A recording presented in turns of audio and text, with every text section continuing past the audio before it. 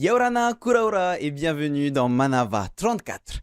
C'est le nombre de décès sur les routes de Polynésie en 2023. Pour essayer d'atténuer ce chiffre alarmant, chaque année sont organisés des rassemblements appelés halte à la prise de risque. Pour nous en parler, nous recevons justement le capitaine Daniel Chrisman, officier adjoint sécurité routière à la gendarmerie. Yorana. Nous avons docteur Charles Belli, chirurgien orthopédiste et traumatologue. Yorana. Rachid Lekadir, moniteur et gérant de l'auto-école du centre. Yorana. Et enfin Maxence Van Béguin, victime d'un accident de la route. Yorana à tous.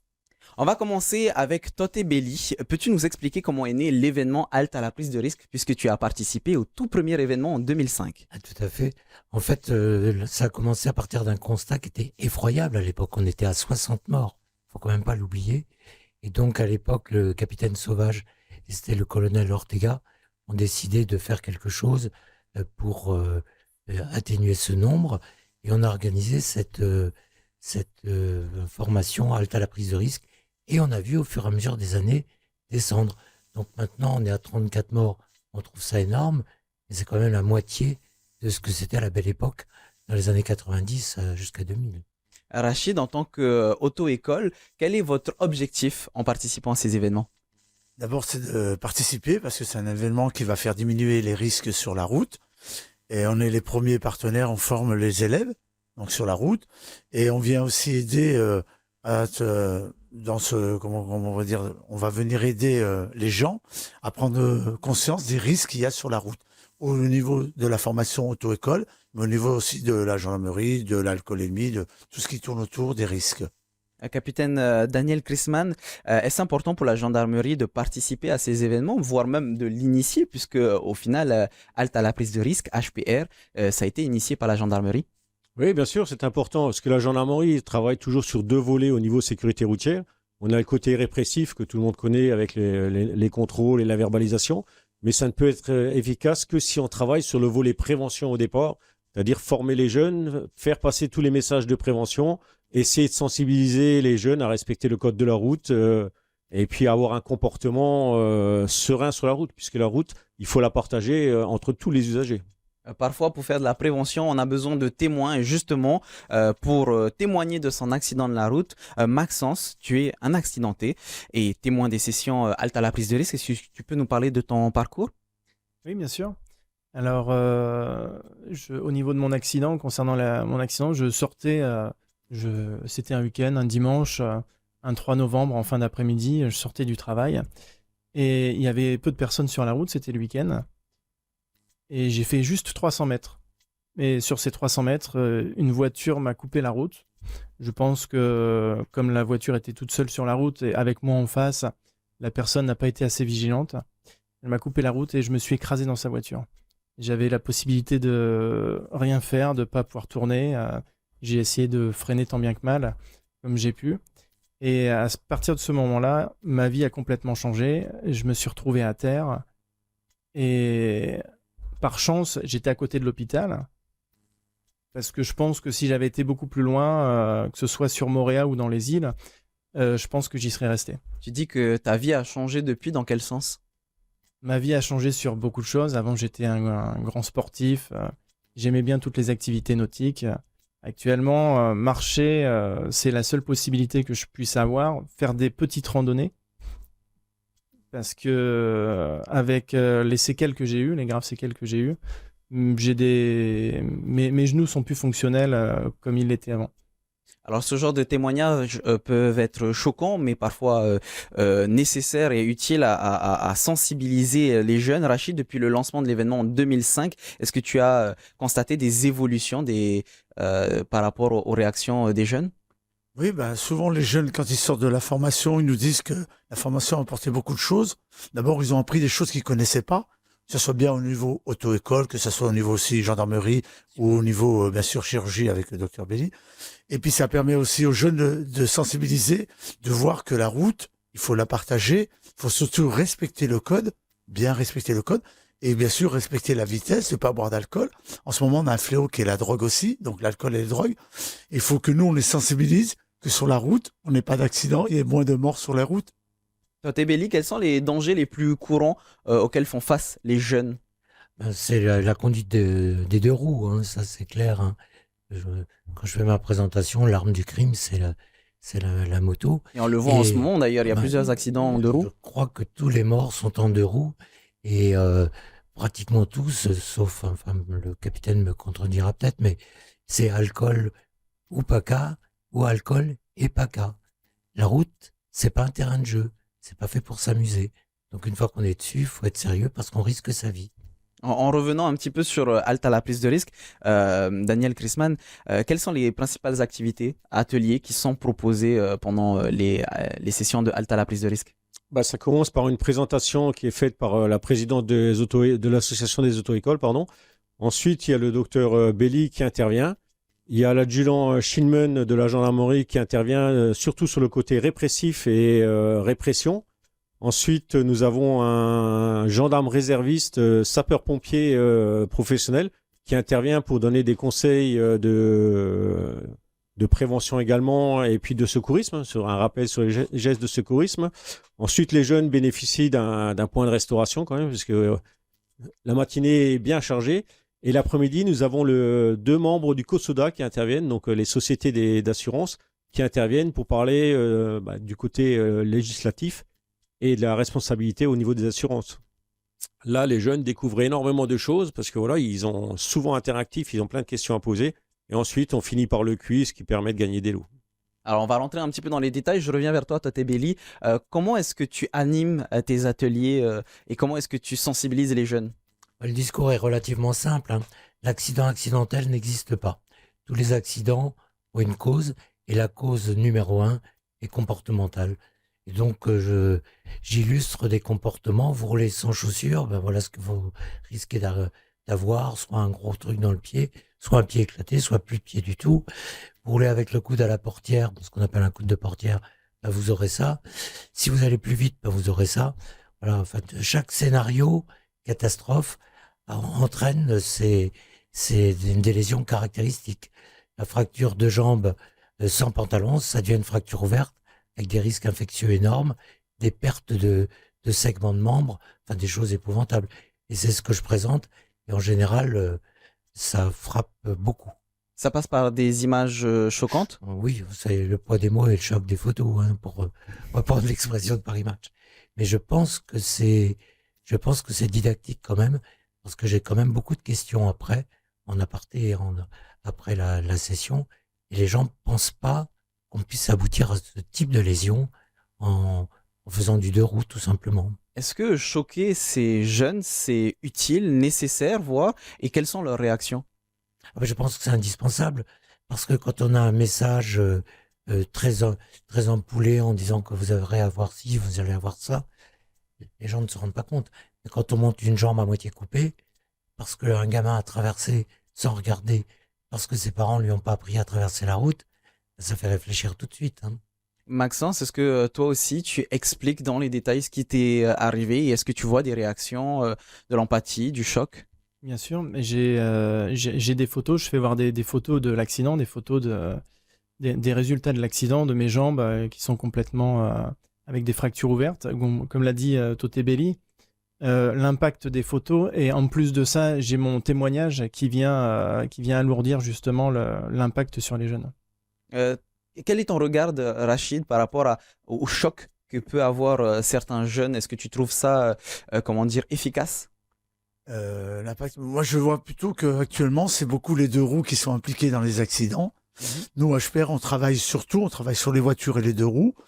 Je pense qu'il faudrait dans l'avenir peut-être voir aussi faire des sessions que deux roues, parce qu'on s'aperçoit que c'est eux qui sont vraiment impliqués. On met la sécurité, nous moi je forme des BSR, je forme des motos. Attacher le casque, la base, avoir un casque bien attaché, la jugulaire qui ne pend pas, un casque homologué, porter des gants, mettre des chaussures, mettre un pantalon. Après, ici, il fait très chaud à Tahiti, je sais bien, donc les gens ont l'habitude d'être torse nu, mettre peut-être des manches longues qui vont protéger les gens. Nous, on va faire plutôt un secteur sécurité, montrer ce qui va arriver si vous roulez. Mais ce qui me choque beaucoup, c'est les jeunes qui viennent faire des formations et qui nous écoutent bien, qui sont bien équipés. Et on les croise après sur la route et ils font n'importe quoi. Ça, c'est la chose que je remarque ici à Tahiti qui me choque en tant qu'auto-école. C'est des formations qui sont données à des gens qu'on connaît, qu'on croise, et après, ils n'ont pas de chaussures, ils roulent très vite, ils font du gymkhana, ils font des roues arrière, ils font n'importe quoi. Et c'est dommage de les revoir après une bonne formation. Tote Belli nous le disait tout à l'heure, l'accident accidentel n'existe pas, c'est comportemental. Donc, est-ce que au final, il y a une raison à ces comportements? Puisqu'au final, ils ont bien suivi les leçons, ils sont bien équipés, mais arrivés sur la route, ils ne suivent pas les règles qu'ils ont apprises. Comment est-ce qu'on peut l'expliquer? Moi, j'explique chez les jeunes qui ont le BSR à 14 ans, ils n'ont pas encore le cerveau sur le facteur risque. Ils voient que le côté plaisir. Et quand on est entre copains, à rouler vite, à zigzaguer, à gagner du temps, eux, ils voient pas le risque. Donc ça, je peux comprendre chez les jeunes. À partir du moment où on arrive vers 16 ans et qu'on va monter plus haut, automatiquement, on a le risque. Et le risque, il peut être donné par quoi? Par les médias. Il peut être donné par à la prise de risque qui va former les gens. Il peut être aussi sur la route de voir, quand on ouvre un journal et qu'on voit qu'il y a eu un mort à Bora, on se dit c'est à Bora, c'est pas à Tahiti. Et non, à Tahiti, ce sera la même chose. Mais il faut attendre le risque. Après, les facteurs viennent aggraver les risques. La vitesse, le non-comportement, le non-respect du code de la route. Alors, capitaine, Alta, la prise de risque a débuté en 2005, ça fait longtemps, et pourtant les choses évoluent tout doucement. Au final, est-ce qu'il y a que la répression qui peut fonctionner ou la sensibilisation est tout aussi importante? Non, comme je disais au début de l'émission, il faut obligatoirement les deux volets. Il faut le côté répressif, puisque à un moment, quand la prévention ne fonctionne pas, ou que les gens continuent à se comporter ou à avoir des comportements risqués sur la route, il faut verbaliser, il faut réprimer. Mais si on n'emploie que la répression, forcément, on ne sera pas compris. Et quelque part, il faut éduquer les gens. Mais l'éducation, ça commence également par le comportement des parents. Si les parents se mettent dans la voiture, démarrent sans mettre la ceinture de sécurité, l'exemple n'est pas là. L'enfant qui est derrière, il va adopter exactement le même comportement. Quand il aura son permis, il démarrera, il ne mettra pas sa ceinture. Mais justement, il y a des limites à la répression. Comme vous ne pouvez pas être partout, donc comment y remédier? Par l'éducation. L'éducation, la prévention, effectivement, on ne peut pas être partout. Même si on a multiplié les contrôles ces derniers temps sous les ordres du haut-commissaire, on pourra en faire autant qu'on veut. Il y aura toujours le volet où on ne sera pas présent à l'instant T et où les gens auront des accidents. On peut des fois faire un poste de contrôle à un carrefour, vous avez un accident 100 mètres après, et pourtant on était présent. Est-ce que justement, Alta la prise de risque, les événements Alta la prise de risque sont d'autant plus cohérents et pertinents en ce moment? En ce moment, et puis depuis 2005, les chiffres ont baissé, le docteur Belli l'a rappelé, il faut toujours être là. Après, il y a aussi le volet éducation avec la DGSE, DG2E, pardon, qui est importante aussi, avec la SSR premier niveau, deuxième niveau qui se passe au collège. Tout ça, ça participe au bon comportement des gens sur la route. Tote Belli, lorsque on vous a invité pour venir sur le plateau, on a échangé par mail et vous avez dit il y a un réel problème sur les routes, en particulier chez les jeunes.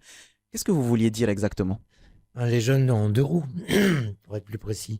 Parce qu'effectivement, comme l'a fait remarquer mon camarade des auto-écoles, il y a le plaisir et on avait à une époque un jeune qui témoignait. C'était un boss en roue arrière, il faisait tout un tas de figures de style. Puis un jour, il s'est raté. Il suffit de se rater une fois. Ça suffit, c'est pas la peine de se rater deux fois. La première suffit. Et c'est là que les gamins comprennent que ce qu'ils ont fait était stupide, il n'y a pas d'autre mot. Je veux juste rajouter un petit mot pour te compléter ton propos. C'est que quand on nous explique qu'en Polynésie, on ne faut pas mettre de chaussettes, de chaussures, de pantalons longs, tout ça, parce qu'il fait chaud. Les coureurs du Paris-Dakar, ils ne sont pas en savate et en short. C'est un bel exemple. Ils ne sont pas sur la route pour 10 minutes. Ils sont pendant des heures et roulent comme des dingues. Voilà. Et ils sont formés. Et là, ici, c'est un peu le grand n'importe quoi. Pour épater la copine, pour épater le copain, enfin bon. Et on prend des risques absolument insensés. Comment peut-on justifier de faire du wheeling entre deux files de voitures? Il n'y a aucune explication raisonnable. Maxence, est-ce que justement on parle de roues, est-ce que toi tu étais équipé, est-ce que tu étais sensibilisé à tous ces risques avant ton accident? Bien sûr, oui, j'étais équipé, j'avais des chaussures, j'avais un pantalon, bon, j'étais en tricot, j'avais aussi des gants. car j'étais en moto, je l'ai pas stipulé tout à l'heure, mais l'accident s'est passé en moto. Sinon, si j'avais eu la carrosserie de la voiture, j'aurais pas été dans cet état-là et les conséquences auraient été beaucoup moindres. Donc, malgré cet accident, tu continues à aller témoigner. Est-ce que, comment dire, ça n'a pas été difficile au tout début? Au tout début, ça a été difficile parce que c'est une expérience de vie qui apporte de graves conséquences par la suite.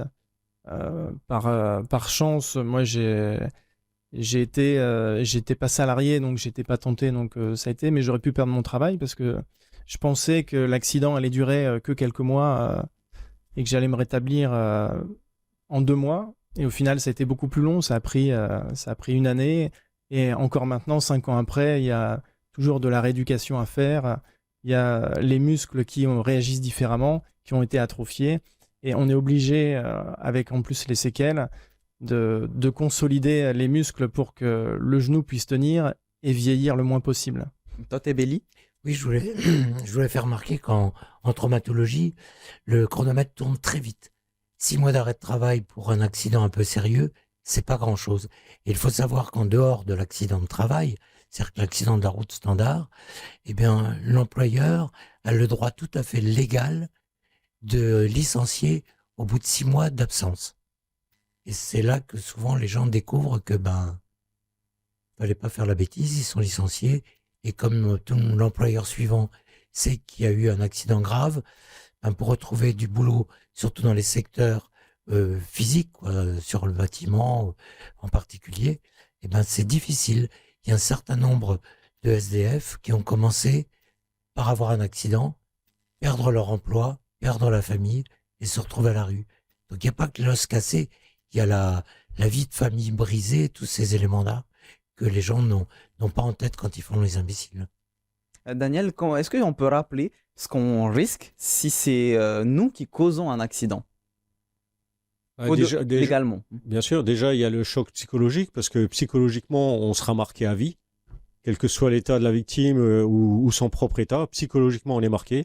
Et ensuite, bien sûr, au niveau légal, on risque des peines de prison si on pilote ou si on conduit sous l'empire de stupéfiants ou d'alcool. On sera également condamné pour les blessures involontaires, parce qu'au départ, on n'a pas envie de créer un accident, mais ça arrive, hein, donc on risque des peines de prison et éventuellement d'aller en prison. Qui peuvent aller jusqu'à combien pour les peines de prison? Suivant les circonstances des accidents, c'est difficile à dire, mais ça peut aller sur plusieurs années. Rachid, est-ce que vous avez eu dans vos témoins, donc il y a des victimes d'accidents de la route comme Maxence, mais est-ce que vous avez déjà eu des personnes qui sont venues témoigner parce qu'elles-mêmes avaient causé un accident? Non, moi, j'en ai pas trop eu quand même. Hein. Après, nous, ce qu'on a souvent en auto-école ou en formation, c'est des gens qui ont fait une infraction, soit d'alcoolémie, soit de vitesse, et qui ont une annulation de permis et qui doivent repasser le permis. Donc là, on en a beaucoup. Donc là, ils doivent recommencer le code, recommencer la conduite. Et c'est vrai qu'ils viennent repayer aussi. Et donner un peu leur expérience là-dessus. Mais sinon, les victimes, non, très peu. Et est-ce que vous avez déjà eu des retours de jeunes qui étaient venus à Halte à la prise de risque, qui ont changé leur comportement ou qui, au contraire, ont eu des mauvaises surprises par la suite? Non, la plupart changent leur comportement. Après, ce qui est bien, Halte à la prise de risque, je trouve bien, un peu comme disait le capitaine, c'est que nous, à l'école, il y a une formation qui est donnée par l'école, la formation donnée par les parents et la formation donnée après par Halte à la prise de risque. Et si le papa ou la maman montre l'exemple à son enfant, l'enfant, il va reproduire le même exemple. Si vous montez dans la voiture, comme il a dit, il ne met pas la ceinture, ou alors il commence à boire de l'alcool, l'enfant va répéter le geste. On répète, donc il faut sensibiliser les jeunes, et Halte à la prise de risque, sensibiliser les jeunes d'une catégorie, et après, eux vont transmettre le message à leur enfant et tout. Et c'est comme ça qu'on peut évoluer, éviter les risques, éviter les accidents sur la route. Maxence, est-ce que toi, aujourd'hui, au-delà de Halte à la prise de risque, tu sensibilises aussi tes proches? Je sensibilise mes proches et j'ai eu une petite histoire il y a quelques mois de ça. Un ami que je rejoignais justement pour aller boire un verre après le travail. Et il était en moto, il avait beaucoup bu et je lui ai pris ses clés pour éviter qu'il conduise. Pour éviter qu'il ait un accident voilà, ou qu'il en cause. Et puis je l'ai ramené chez lui. Vaut mieux, même pour les jeunes qui sont chez les copains et qui sont sous l'empire de stupéfiants ou d'alcool, dormir chez les amis et puis éviter justement d'avoir un tué sur la route. Oui. Si je reviens sur ton accident, comment est-ce que ça s'est passé d'un point de vue des assurances, puisqu'on en parle un petit peu depuis tout à l'heure? Est-ce que c'est ton assurance qui a pris en charge ou est-ce que c'est l'assurance de la personne, de l'auteur de l'accident de la route? C'est l'assurance adverse qui prend en charge à partir du moment où on est dans des conditions normales, c'est-à-dire qu'il ne faut pas être sous l'empire de stupéfiants ni d'alcoolémie. Alors Daniel, est-ce qu'il y a parmi les jeunes justement d'autres points qui sont incompris ou mal compris lors des haltes à la prise de risque? Oui, il y a énormément de questions, puisque le but, c'est d'être interactif avec notre public. Donc, on leur expose des situations, et puis on a pas mal de questions qui viennent par la suite, soit en amphi, soit après, pendant les pauses, où ils viennent nous voir et on discute de beaucoup de sujets. Après, ils sont un peu inconscients, comme disait Rachid, ils ne voient pas le danger. Quelles sont les questions principales qu'ils vous posent? Combien de temps on prend d'années de prison si on conduit sans assurance, combien de temps on est de suspension de permis si on prend du PACA par exemple. Est-ce que Voilà. ces questions-là reflètent les situations des personnes qui vous posent ces questions? C'est difficile à dire parce que normalement on touche un public de 17 à 25 ans qui n'a pas de permis de conduire. Donc normalement on ne devrait pas les retrouver derrière un volant ou au guidon d'une moto. Quand on pose la question au début, parce que voilà, pour briser un peu la glace, qui a déjà piloté ou qui a déjà conduit, on a quand même énormément de mains qui se lèvent. Alors que normalement, ils ne sont pas censés y être. Donc voilà, ça brise la glace, ça permet des dialogues. Et après, effectivement, il y a beaucoup de questions. Alors justement, vous parliez du fait que normalement, on n'est pas censé retrouver ces jeunes sans permis derrière un volant. Et pourtant, il y a des chiffres qui sont sortis. Alors, je ne les ai pas, mais il y a des chiffres qui sont sortis qui ont dit qu'en 2023, il y a eu énormément de personnes qui roulaient sans permis. Comment expliquer cette situation? Je peux répondre. Il y a plus de 2000 infractions relevées pour défaut de permis de conduire. Merci pour la précision. Voilà.